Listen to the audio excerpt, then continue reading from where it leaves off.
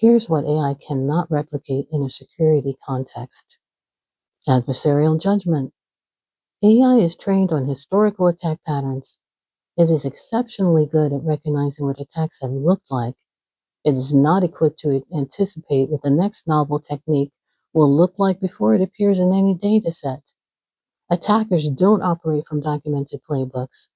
They adapt, improvise, and find gaps that haven't been categorized yet. The professional who understands adversarial thinking, who asks the question, what would I do if I wanted to bypass this control?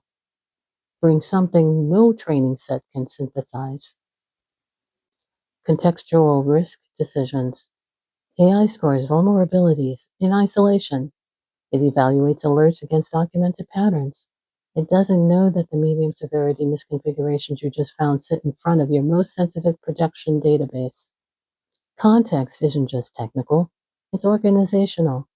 It's about knowing which risk your organization can tolerate and which ones it cannot. That judgment is yours. AI informs it, you own it. Trust under pressure. When an incident is live and leadership is watching, the value in the room isn't whoever has the most data. It's whoever can communicate clearly, make decisions with incomplete information, and lead the response. AI handles data, professionals handle people.